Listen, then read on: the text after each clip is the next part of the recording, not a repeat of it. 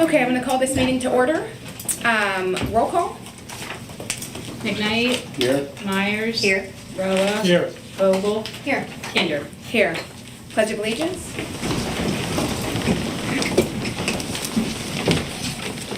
I pledge allegiance to the flag of the United States of America and to the republic for which it stands, one nation, under God, indivisible, with liberty and justice for all.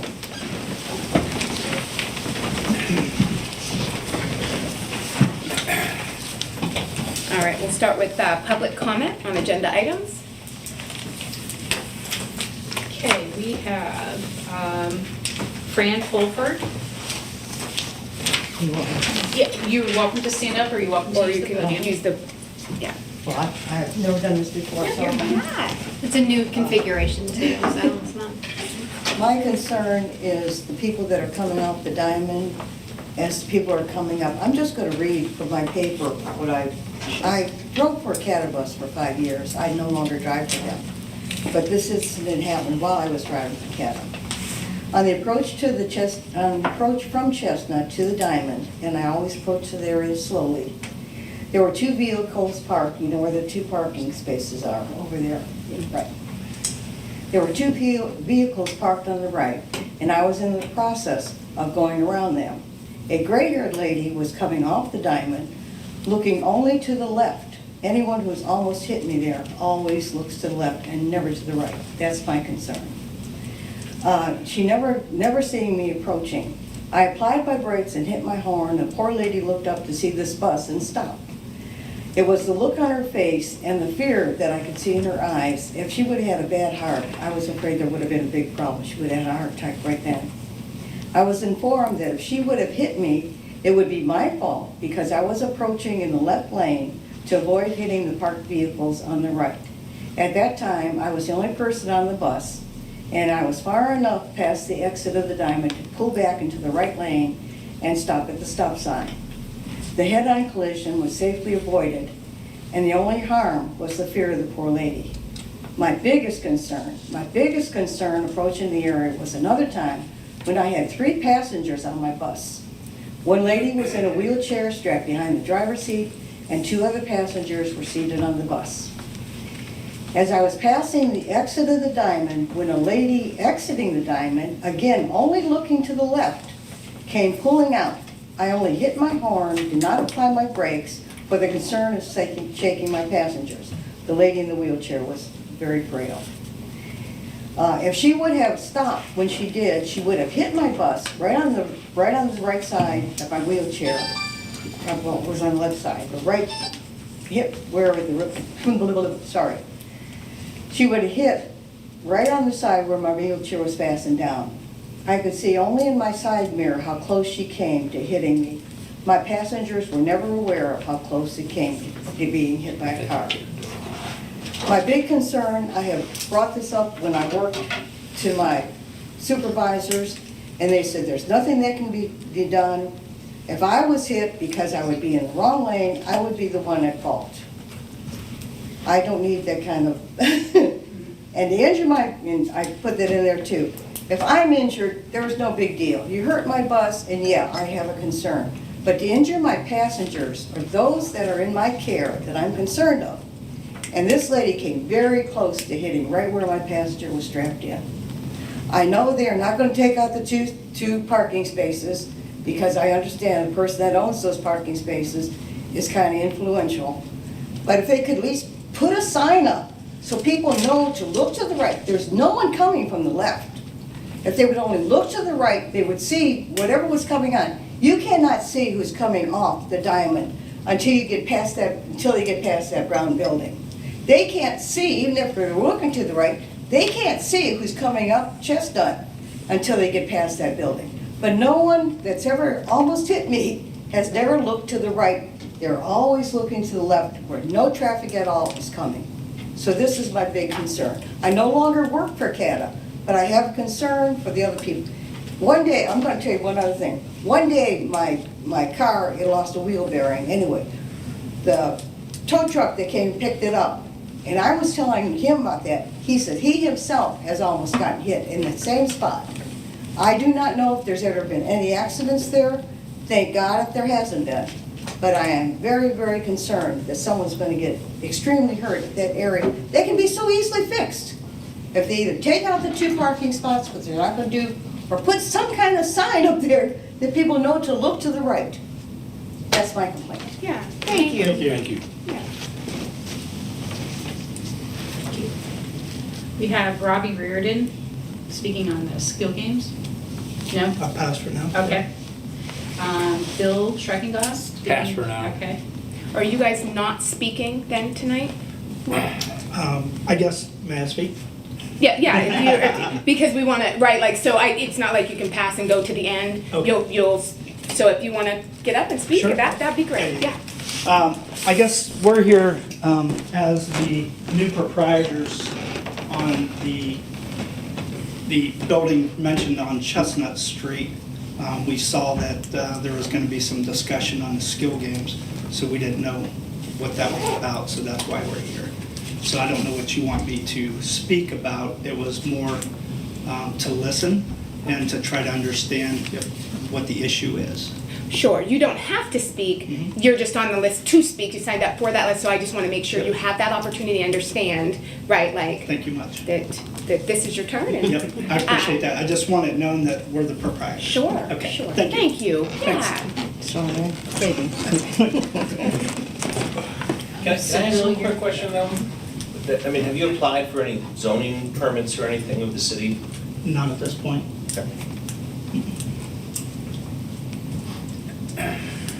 Would you, are you Yeah, going to speak? I just wanted to say, you know, we're locked into a lease for 3 years there Yeah. already. So, that's what we want to know what's, And that's why we're coming to see what's going on. what's happening. you know. Sure, Okay. sure. So thank you, Bill. Linda, do you want to add any? The same, more? you know, Okay. yeah. Just trying to find out, you know, what's going on with everything. Sure. We've been in business, other business 18 years in Meadville, so, you know, just trying to keep up on everything. All right, Heather Fish?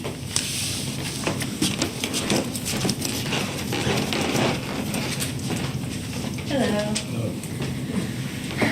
I'm writing to express my concern regarding the Pennsylvania Games of Skill in our downtown area.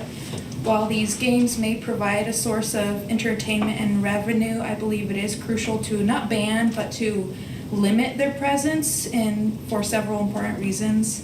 First, the aesthetic and the cultural character of our downtown is at risk. Meadville is known for its charming and historic downtown, which attracts both our residents and our visitors downtown.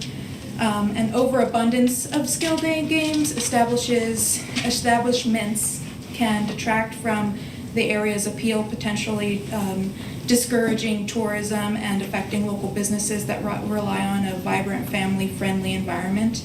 Second, the social impact cannot be overlooked. These games, often closely resembling gambling, can lead to problematic behaviors among vulnerable populations. For the potential of addiction, financial hardship poses a risk of well-being to our community members. And lastly, just the economic implications should be considered. While skill games might generate short-term revenue, they do not contribute to the sustainable economic growth that we envision for downtown Meadville. Prioritizing businesses that offer diverse services and products and create a more resilient and thriving local economy. So really, it's mostly just if it's only a location that has skill games, and we have already, several on 1 block or within a 2-block radius. For these reasons, I urge City Council to consider implementing measures to limit the presence of skill games in our downtown area. By doing so, we can protect the character of our community, promote social well-being, and ensure sustainable economic growth. And this is undersigned by around a dozen different local businesses downtown, including Loeffler's, Indigo, Confections of a Cake Lover, The Woolen Mill, French Creek Framing and Fine Art, Yoga Spot, and some other community volunteers. Thank you. Thank you, Heather. That is all. notice of executive session meetings. None. Approval of minutes, May 21st, 2024, meeting minutes. Can I have a motion? So moved. Second. Discussion? Roll call. McKnight, Aye. Myers. Aye. Roa, Aye. Vogel, Aye. Kinder. Aye. Managers report. Thank you. So 32 right to know requests, $2,700 in legal fees at this point. I will also note on that front, Chief Stefanucci and I have kind of split up the right to know request duties. He will handle all and has been designated as the open records officer for the police department. He is handling all of the police inquiries related to right to know requests. I'm handling all of the other ones, so just for the public to know. It can also come to the same email, right to know request email, and I can divvy it up to who it goes to, but just for the knowledge of everybody. As far as general city updates are concerned, Friday we'll announce the new fire chief. Also related to the fire department, we've done the first round of promotional testing to fill Jimmy Aldridge's position as lieutenant. That will be certified after the second round of testing, which is an oral interview process in front of an oral board on June 12th. Grove Street Bridge, people might have noticed that there was some construction going on at that. It was found to be a sinkhole caused by water damage that's accumulated over 4 years that we found thanks to a citizen who notified us of the issue. So that is being fixed, should be completed today. Last, Justin Shallow, the new zoning administrator, code administrator, is attending currently the BCO training to become the building code official. So he should complete his training this week to be certified in building code. Marianne, I did have a quick question. I was asked the other day, and this is building code because you just mentioned, let's say somebody calls for something on like a Sunday, right? What is the process? And emergency to non-emergency, like water through the lights opposed to, right, like Sure. who would they call? So anytime there's a risk of electrical issues that could cause a fire, go ahead and call the fire department. Also, when in doubt, just call the fire department if there's something sparking, outlets, anything of that nature, and the department can tell you. Also, if they feel like it's an emergency, they can come out and check it. In the meantime, until Justin or Mike Rowe can become available to go out. Yeah, and just for some clarification, again, that is, Right. deferred maintenance that we need to make sure that we are. When in doubt, they can always call the fire department and just ask the question. Great, that's great. Thank you, Marianne. Old business? So the first item on, no old business. I was gonna say. So new business, discussion motion, council meeting schedule, second half of 2024. So this is not a recommendation to change the meeting schedule. If council recalls at the beginning of the year when the schedule was initially set, there was a request to revisit that 6 months just to see if everybody is still agreeable to the current schedule. That's all this is. So if council is still agreeable, if there's nothing more we need to do. If not, we need to re-advertise for whatever new schedule there might be. Does anybody have any thoughts? I'm satisfied. I'm agreeable to keeping it as is. Yeah. That was in regards to, we shifted the study sessions and we had been having subcommittee meetings at noon Correct. in the day. Well, now and they're in also the like the evening. Wednesday, right? We went from Wednesday to Right, Tuesday, and right. it was good for Gretchen and for Tim Walton, right? Right, that was last year, and then this year was the, right? Yeah, And then yeah, yeah. this year was the shift to 6 PM. So staff doesn't have a recommendation, is staff amenable to keeping all evening meetings, is that then hard? Fine. Okay. I know that was part of the concern, but, yeah. I will note, it would be extremely difficult for me to change. Okay, Yeah. great. Good, it's all good. Noted. For what it's worth. And I don't think we currently have junior council come to study sessions, right? But you like have the option and it's actually feasible if you want to. At 6 p.m. rather than at noon. No, just thinking. Fine, keep as is. So if everybody is talking about keeping it as, we don't need to do a motion, we don't need, people are just gonna keep it the same, right? Okay. Okay, discussion, games of skill. So, this has really come about because of some court cases that had come up in the last year regarding what is a game of skill and what isn't a game of skill. How do they differentiate between games of skills and regulated gambling machines? And how is that impacted within municipalities and what level of regulation and authorization do you have? So, court case came out in Pinnacle Amusement versus the Bureau of Liquor Control Enforcement 2023, in which they had analyzed these games and made the determination that for a machine to constitute a gambling machine, it must be a game where chance predominates rather than skill. And so when making this determination, the court should determine the relative amount of chance and skill present in the game. And if the element of chance predominates, the game is a gambling game versus an application of skill, at which point it would be a skill game. They go through and they talk about, you know, the various peso-matic games, all the banana, nudge and swap, and hot swap games, and like, but ultimately, without getting into all the specifics of that, they say that a skill game is one that where there's a possibility to win every round. If there's a possibility to win every round, then ultimately it's going to be a skill game versus a game of chance. However, there's also other court cases, and my understanding is there's other applications of this where it's different. It's determined to be different than Pac-Man. It's determined to be different than whatever your standard Donkey Kong arcade games are, as a result of the payouts. And as a result of the operation of the business, where it's just not merely for a function of recreation and, you know, put your quarter in and play your Pac-Man or your Donkey Kong, which I know that dates me and I apologize, but that's my frame of reference. But then, beyond that, these are different animals. And so municipalities have been struggling with how to regulate these and how to address these, because the zoning ordinances that are in place are ones that have been designed around the technology that was current at that period of time.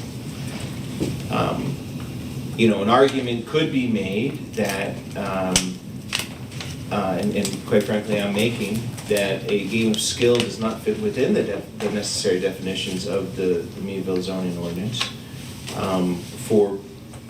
Because for that very reason. Now, a zoning determination could be made then that under the analysis of the Pennsylvania Supreme Court and the short-term rental cases, that in order for a use to be permitted, it has to be expressly permitted. And so we could make a determination as to whether we've expressly permitted games of skill within the city or not.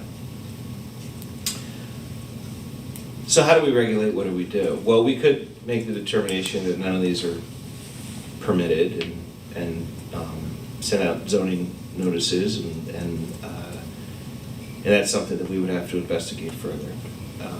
Or we could also move forward with the express regulation of these through the creation of a game of skill definition. That would be different than an arcade game, and one that is in line with all these, I call them the peso-matic cases, where that is expressly addressed. We've got some sample definitions that we've kicked around within our office. And then specifically zoned for those games of skill as a primary use, and if we wanted to go so far as a secondary use, we could do so.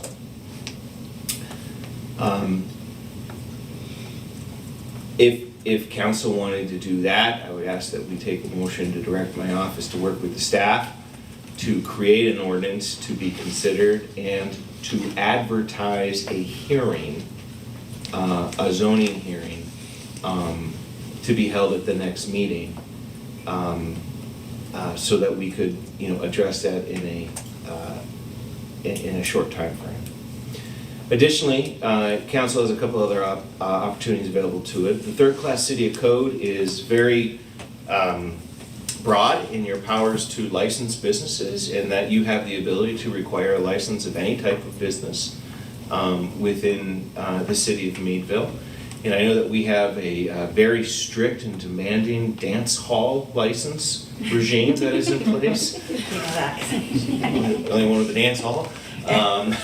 With oppressive fees, Yeah. $10.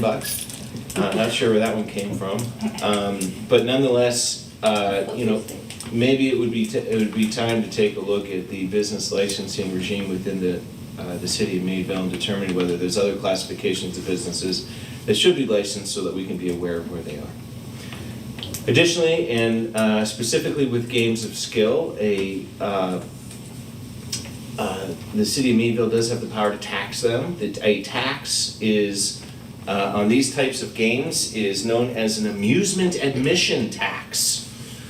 So I'm going to get a little geeky on you here on tax law, but the way that it works under the Local Tax Enabling Act, which is the statewide legislation that authorizes all of our taxing opportunities, is that you have the power to tax admissions to certain amusements. And the court cases specifically say that these games, or similar games, video poker, whatever it may be, the coin or the credit or the value that you insert into the machine is the admission.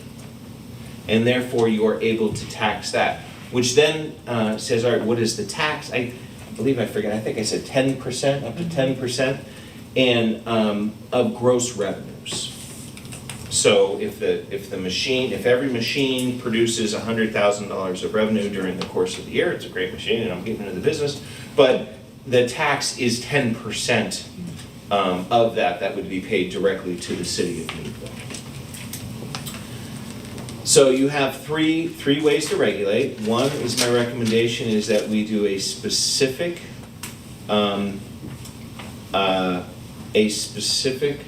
zoning classification for games of skill to update the language, because the current language is based on old technology and we're going to base on current existing technology, which is very similar to what every municipality has had to do with the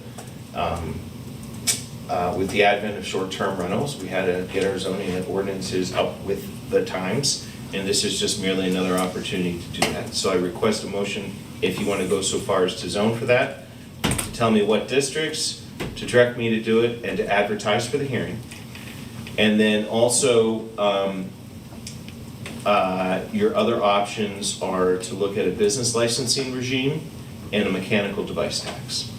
Now, of course, if you were going to do that, the fees for business licensing cannot exceed $100. It's not per machine, it's per business. I think the law does say they cannot exceed $100, although I'll check that before we write it, so don't take me to, don't put that down in ink quite yet. And the tax is one that is of gross revenue up to 10%. So part of investigating whether we would have the ability to do that would be working with staff to make sure that we have the capacity to collect and facilitate those processes as well. Tim, is this a one or the other, or is this a and? It's a yes and. It's a option A, B, C, or D, all of the above. Or any variation thereof. Is there a possibility to do, like with liquor licenses, how, I talked with Mary Ann, like how there's a limit per capita Like, is that a thing? We don't have the power to do that. I didn't know if there was like a thing statewide, because, yeah. I appreciate you laying out the options. I think that I heard that y'all were here to like understand like why, and I think that the letter that Heather read on behalf of a lot of businesses downtown encapsulates why, right? Like there's now so many of these places popping up and really taking up valuable real estate that could go to businesses that have a more active and vibrant use in our downtown and contribute more. I've got thoughts about the business model itself. That's neither here nor there, but truly, like, we're not alone in terms of a municipality that's looking at ways to regulate. Philadelphia, where we can't do what Philadelphia does, but they, I think, just outlawed across citywide. They can't have games of skill in the city limits, and I think we're seeing them pop up in more and more places as the primary use. And I think that's what's concerning, is we can have a diverse downtown and people are working so hard to bring that about. And it feels a little bit in contrast to that, is my feeling. I think that's maybe where we're coming from, just to talk about why we're talking about making these steps that we are. And I appreciate that you're here, and it's hard now that you have faces and it's like personal, but truly, right, like that's the like I said, we've had other businesses in Meadville, and we still do have a business, and one was taken for redevelopment, that nothing's been done about that either. I've been in business in Meadville for 18 years, and I want to understand it, but we strive to make Meadville better too, whether they agree with these machines or not. It's a place for people to come have a fun time, even our family and stuff, Nobody's hurting nobody doing it, it's just a different way of doing things, But I mean, like I say, we're already locked into leases and stuff that, at least for 3 years, so, Does anybody else have anything? I do have a question. It's like, so let's say are they locked in if the cities, are they locked into their lease? Like how they are? Okay, I didn't know if it's like, oh, sorry, we do. Thank you. Yeah, I mean, I would, if I was advising, and I advise businesses, governments and business, before I would lock into a lease, I would make sure that the use is authorized. If my business model is to run a light manufacturing facility and I get a lease downtown and I can't do a light manufacturing or heavy manufacturing facility, that's on me. Our one has can you already been sublease? in business for almost 2 years. Can you sublease? Okay. Can you sublease on the lease you've got, that you just took out? No. You can't? No. And in this one that we got, the only reason I really, really wanted it, we used to have our business down at the game place next door. And it was like sentimental, it was like, kind of like we're back down on Chestnut Street and, It's just a room that no one's using. yeah. Yeah, but there's people that do want to use it. Yeah, I mean, that's tough too, because I'm hearing other things. I've got a letter to council that I received that I'll Like I send say, out. if you're gonna change things, I'd say maybe like after the 3 years, because then you're locked into whatever everybody's But at that got. point, we've got a whole strip of games of skill up Chestnut Street. So I I'm mean, hoping. this is our Yeah. business too, I'm hoping that whatever the outcome is, right, is that, if the outcome goes to the way, and you can't open that business, and I would hope that the landlord there would let you guys out of the lease because of, right, like, I would hope that. I would hope that he was a great owner and he would let you out, right? I don't know that, right? I'm not sure who owns it, but. That's it. But, we're hoping that everything can work See, for people. we have stuff coming in the tomorrow. next Yeah, day or tomorrow. two. Yeah. So, what do we do? And you guys have more than one, right, Yeah. of these And we- games? You've got- Yeah, me and my brother and Bill, but we Sure. also, like I said, we've also had it for over a year, so why would we think that it was, Sure. not allowed, Sure, So we went ahead, just like we always did. sure. And, But you didn't apply for a zoning permit. we never did before. I've talked to haven't- Gary Johnson about it before, you know, I don't think he's zoning here no more, right? But, yeah, we did You check haven't into gotten any that. building permits regarding change of use of the facility? No one's ever had us do that. You've never looked at, had anybody come in and look at, you know, egress and ingress into the facility and ADA capacity for, We have for our bar, but we never had to do it for the skill games. You know, and what others, do you have other skill games in the city? yeah. And we've had one almost 2 years, so why would we think we had to, Where's the other skill game? right across from the downtown mall? And is it just skill games? Yes, the skill games. And we're there 4 or 5 times a day. We check in, you know, we have camera systems, we watch on cameras. It's no different than any Linda, other you have the business. one on North Main too, Mhm, correct? yeah, Yeah, across We from the haven't had country that fair. one as long though. Yeah, I just saw your truck, I saw you. Yeah, yeah. your truck I with wanted it. to Yeah. express the fact we've been in business 2 Sure. years. Why would we think that we had to do Sure. anything different, you know? Does anybody have any other questions? Yeah, I have some Sure, go ahead, some Jim. concerns. It appears to me like we are trying to legislate something because some people don't want it, regardless of whether there's social merit to it or not. Drawing on past experience, at one point in time, Conant Lake Park, well, Salisbury and Summit Township, and the school district enacted a gross revenue of 10% on amusements. The problem was they only targeted Conant Lake Park. They didn't target go-kart tracks or anything like that. So they were trying to get somebody. They saw what they saw as a cash cow and tried to capitalize on it. Of course, Conant Lake Park is gone. 100% or 10% of nothing is nothing. So they didn't accomplish anything in the long run. In terms of any kind of gross revenue tax, if you start with games of skill, where do you end? Do you go and turn short-term rentals into a taxable enterprise? Or do you have to have a license for every office, be it professional or retail?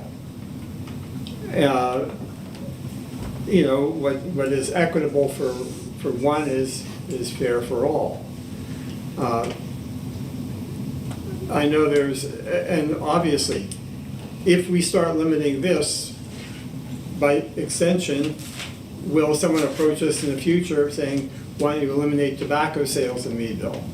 Arguably, there is nothing good about tobacco sales.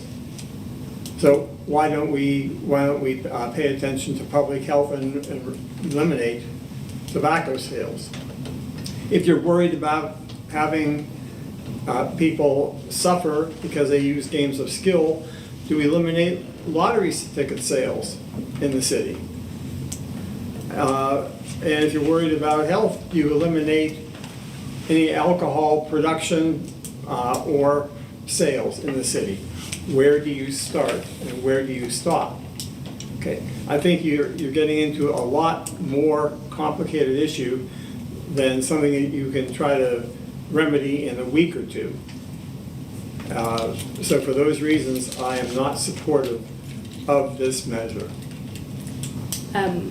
Just to, just a thought as you said that, Jim, regulating like liquor sales and production. We regulate that. We only so many liquor licenses can come in and any more, right? It has to come to us to, right? Like, so that's one thing. We don't limit the sale. We don't tell someone that you have to staff your place, or that you have to charge this amount, or you can't serve. Those are Sure. state laws, those are not local laws. But we do tell them if they can or cannot open a business that sells alcohol, is all I'm saying. So there's lots of regulation in lots of communities, and Grove City's a dry city, right? Like they don't let, liquor sales in their city, so every city's different, right? And we have a choice here to make, and depending on, the public and what they want, right? That's our job, is to listen, and we will do that to the best of our ability, and we will make a decision upon that. So,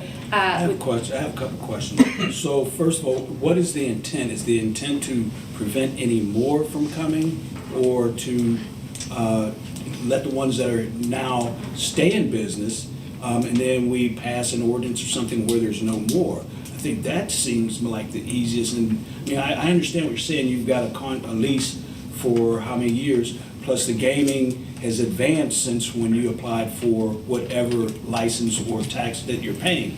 So I think it would behoove me, why not to say, okay, these ones that are in existence now, that's it, and no more, you know? I mean, because- Go ahead. Well, were you not done there? You know, I mean, because that is part of their income, but I understand their situation too. But I agree with Jim, you know, it's a tight area because you're almost telling someone, a property owner, what they can do with their property. And if I rent a building, and if it's okay with, when I rent the building, for me to have it as a doctor's office or whatever, then because for some reason people want to change that because whatever reason, then I'm losing revenue and I'm dictating to that property owner who he can and can't rent to. And I think, you know, that's kind of a slippery ground, in my Right. opinion. And we do that, right? And so zoning would do that. So zoning would say, if we set zoning parameters, my understanding would be our practice is to grandfather in what's already there, and you just would not be able to do it, it would need special exception, whatever is set if it's zoning, because we do that with zoning. We say, I guess you could rent to whoever, but you can't operate just anything in any particular zone, and so that's what the zoning would do. Right. And then I think the other options that Tim put in front of us were a business license and a tax that I think would be then assessed across anybody who, whether you've got it now or you open it later in an area where it's allowed. Again, we do that in other businesses, in other industries. But I think we're talking about, these are pre-existing. We're talking, I think, more with the, with the zoning are ones that are coming in. Right, I think it's just a matter of like, do we want our entire downtown? And I don't really think our entire downtown, but that's, I'm saying, that's why you could, Scale. you know, you could say, okay, we're allowing these and that's it in the downtown area. That's exactly what a zoning thing would be. This is what we're doing in the downtown area, this is what we're allowing. And, right, so let's address what Tim is saying. So do we want to do the hearing, zoning, advertise, and Yeah, what's the consensus there? Go ahead. Can I make a motion that we direct staff and our solicitor to prepare a draft ordinance to define games of skill as a social use under zoning, to advertise a zoning hearing at our next meeting, and to prepare an amusement admission tax ordinance and a business license ordinance? That's my motion. So those are the three pieces. The zoning, which would say allowances in districts. Larry, you with me? Yeah. The zoning that would say allowances in districts, it's the, and then the hearing that would make that happen, the amusement admissions tax and the business So license. we're voting right, I'm making a motion. To direct staff to prepare it, to yeah. prepare it, not. to prepare it for a future meeting. In which districts? I mean, do we wanna make them allowable in the EDC and the GBM, is that what they are? The Economic Development Corridor and the General Business Manufacturing Districts? So you can have them in those districts, but not in like our downtown core anymore, right? Like if you're already there, you're already there, right? You're locked in, you can keep operating, but just no additional.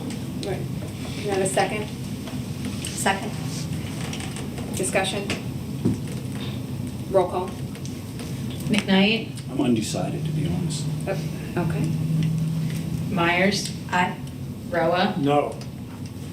Vogel, Aye. Kinder. Aye. Can we vote undecided?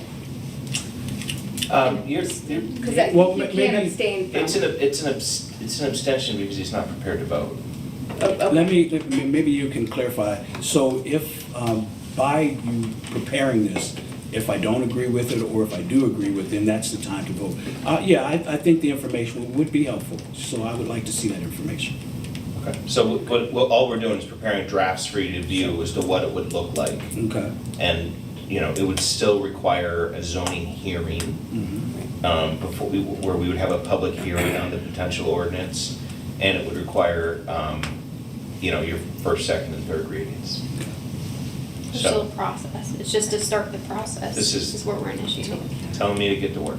Right. And do we have, Mary, quickly, do we have any idea of how many establishments we have? No, that would be part of the business licensing process. Right, and we're about a 5 mile Meadville, right? I think it's like 4.2, 4 yeah. point, yeah. But, and then could we also have that information? How many actual establishments? I mean, if we know.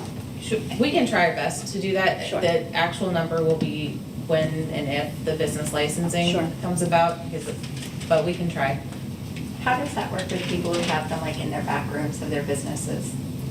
So it's part of, I think, part of the discussions of a primary versus secondary use. Yeah. At this point, the main issue seems to be a lot of the primary use, where it's just the entire storefront is filled with, not, some of the smoke shops and things like that have those as a secondary, they're also just there. They would still be impacted by the tax. Right. But that's not But it the would But not the business. zoning. Okay, so you could still have your games of skill, but have peanuts out, or like the smoke Just not as shop the out. primary. Yes. Your primary use would be a convenience store or a Yeah. bar or a The grocery. A restaurant or something grocery has store, their- or, yeah. Okay. Okay, thank you. Larry, would you like to amend your Please. vote yes to a yes? All right, resolution authorized signatures, cooperation agreement, CBDG program administration, Crawford County and the city of Meadville. Mayor, I think there was an additional. May I have one more comment? Yeah, no, again, normal comment, do you want to sign up for after, or you want to, because we've been talking, it normally doesn't go this way, so I just wanted, but go ahead and have a comment. No, go ahead and have a comment, because everybody else kind of I want the same talked. decorum as Sure, we sure. normally have. So if we're going to regulate, sounds like, then again, so there's smoke shops all over the place. Sure. So are we going to do the same? Are we going to, lottery businesses, to me, it's similar. I understand, some people don't like it. Some people don't like clothing stores. Sure, Some people, sure. I just feel that, as long as we, and we're all about going to state law and local law, and I get that. Sure. But I don't feel good about it just being skill games. I mean, who's next? Sure, Thank thank you, Thank yeah. Can I have a motion, resolution, authorized signatures, Motion? Second. discussion? So this is included in your packet that you received previously. This is the CDBG program administration on behalf of agreements. The city is on behalf of with the county along with Titusville, Vernon Township. This is to extend the CDBG cooperation agreement between city and county. If you remember, in December of 2023, council voted to extend the agreement for 6 months until we had this final agreement in place. This is that final agreement. There are a couple changes to note between the 2019 original agreement and this one. There's just some clarifying language, some explanations. A note, the county will prepare all annual reports. The county already does this. This is just to put it in writing. The city will write a 3-year community development plan. We do this now. In the original agreement, it says that the county would write that. The city does it in this version. Instead of having an expiration date, the contract will be reviewed once every 3 years, and either party can terminate the agreement with a 1-year notice. They have removed the 2% planning allocation requirement. Just for some reference, it's come down from the state that prior to, if you recall, the city was able to use CDBG funding, planning monies for the Market House. The Market House doesn't qualify for a CDBG project because of the low to moderate income status of the city, but we could use it for planning funds. Now, the state wants a connection between the use of planning funds and then a future CDBG project. So if they don't tie together, you can't use it. It makes planning a little more difficult to use. So the county has allowed us to remove that mandatory 2%. Still able to put 2% in if wanted, but not mandated to do that. Some other things, removal of mandatory city staff training. This has just been replaced with quarterly OBO meetings. And then just some expansion on Section 3 compliance requirements pertaining to contractors. Does anybody have any questions? Yeah, I'd like to see us retain a little bit for planning, if we can, especially now we have a planner. We get to have some money for planning, but I understand that's worked in, I would imagine, just the annual allocation. Unless we would set some sort of more formal. Planning money comes out of administrative funding, which is capped at 18% of the total contract. So any of that 18%, 6% goes to the county, 12% is retained by the city. So any of that 12% of cities admin allocation could be allocated towards planning. Are we budgeting it with a different use? Like, are we counting on that 12% to pay staff time or something like that and not for planning? I wouldn't say counting on it, that's what it would go to, but it's not a necessity, I would say. Any other questions? A resolution of the Council of the City of Meadville authorizing signatures on a cooperative cooperation agreement between Crawford County and the City of Meadville for CDBG program administration. Motion? I'll second. Discussion, roll call. McKnight, Aye. Myers, Aye. Roa, Aye. Vogel, Aye. Kinder. Aye. Resolution authorized signatures, Crawford County Act 13 Environmental Initiative Grant Fund Grant, Contract Crawford County and City of Meadville, Shade Tree Commission, $20,000. Can I have a motion? Motion? Second. Okay. Discussion? So council recalls the council's January 16th meeting, you approved the Shade Tree Commission's application to the Crawford County Act 13 Environmental Initiative Grant Fund in the amount of $20,000. This would help supplement the commission's annual budget. Funds from the grant program will be matched with city personnel time and existing operational funds to remove dying trees in preparation for new planting sites, offset city personnel costs, and purchase 30 tree gators for new plantings. This has been an approved project by the county and the county commissioners. So just asking for council's approval to allow Alice, the Shade Tree Commission liaison, to sign on behalf of the Shade Tree Commission. Anybody have any questions? Nope. A resolution of the Council of the City of Meadville authorizing signatures on an Act 13 Environmental Initiative Fund Grant contract between Crawford County and the City of Meadville in the amount of $20,000. Roll call? McKnight, Aye. Myers, Aye. Roa, Aye. Vogel, Aye. Kinder. Aye. Public comment on non-agenda items? None. Okay. Council member statements. Who wants to go first? Levi? Thank you for all coming out here today and expressing your concerns with local issues. And that's it. I'd say the same thing. I mean, I appreciate Heather Fish coming down and expressing the views of a lot of Meadvillians, and I'm interested to see where that leads. Jim? Oh, thank you. A few items. First, I'd like to congratulate Agatha Crowley because she passed her driver's license today. It's a really bad intersection. Yes. Be careful. Just a couple other items. We're only a few weeks away from getting some preliminary figures on next year's budget. I expect those probably sometime in July. So we might want to start thinking about sources of revenue and economies of operation. A couple of weeks ago, we applied for a grant for the fire station roof. Is that correct, Mary Ann? It's one of the federal appropriation. Okay. Now, I've found over the years it's usually easier to design something contemporaneously rather than trying to retrofit.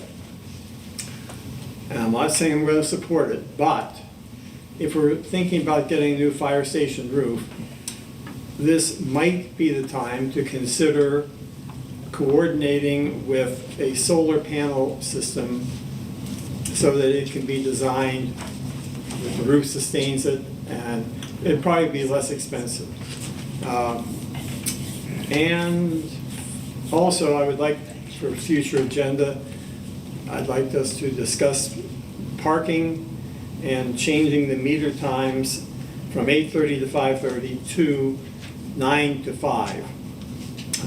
Give people having breakfast and patronizing downtown businesses an extra half hour in the morning, and evening time the same way.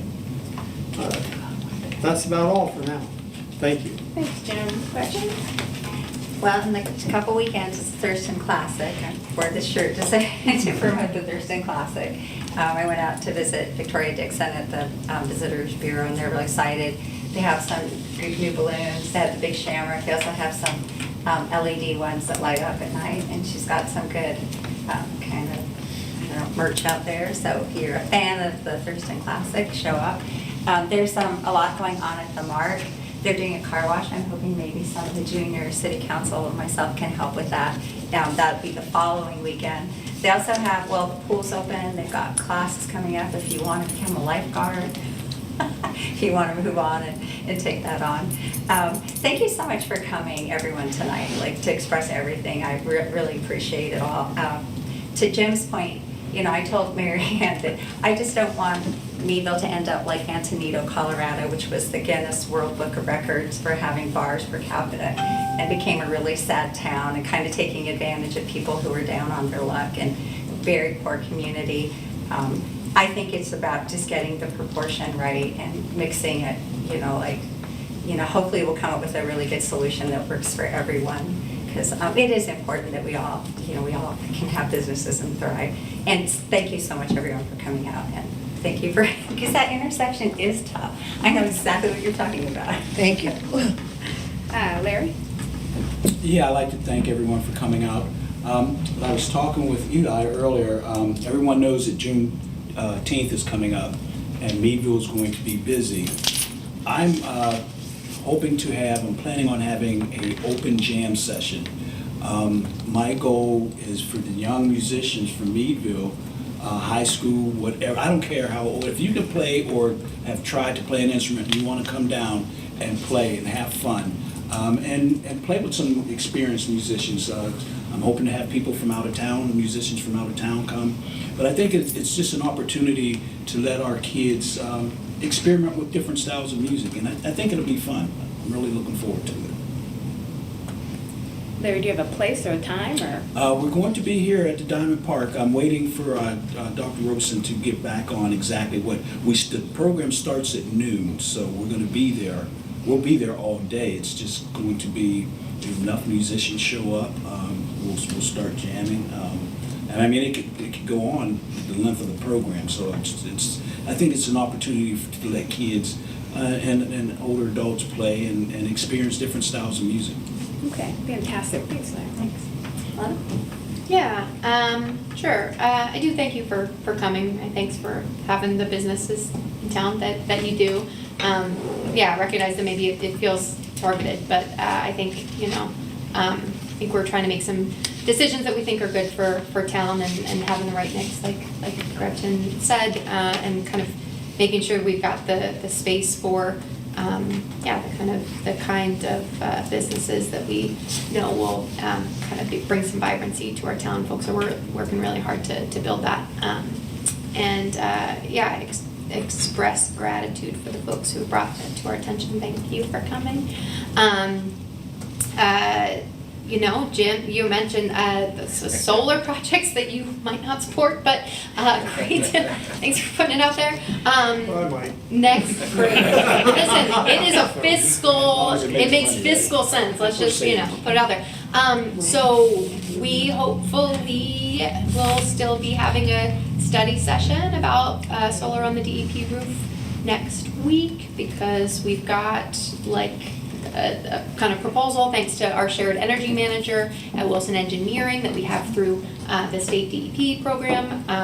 Peter Oven has worked to kind of put a proposal together for us to really consider. The PA Solar Center has, I think, updated the quote, or they're getting us that. So we'll be able to actually move on that, hopefully, and kind of make a decision. Not next week, we won't make a decision, but we'll dig in a little bit and understand the project, and then hopefully be in a place where we can move the next week. Relatedly, I hope we might be able to add to the agenda too a discussion. Jamie and I met with folks from the Green Building Alliance. They've got money from the Met Ed Penelec Sustainability Foundation, who recommended that they reach out to us for their Resilient Communities program, where they would kind of provide some of the ongoing support, like what we're using the shared energy manager for. So doing audits of buildings to know how efficient or inefficient they are, assessing for solar, applying for grants, not just of city buildings, although that could be a primary use and focus, but also for the community, so for private businesses, for nonprofit partners, so for institutions that have lots of buildings in their portfolio.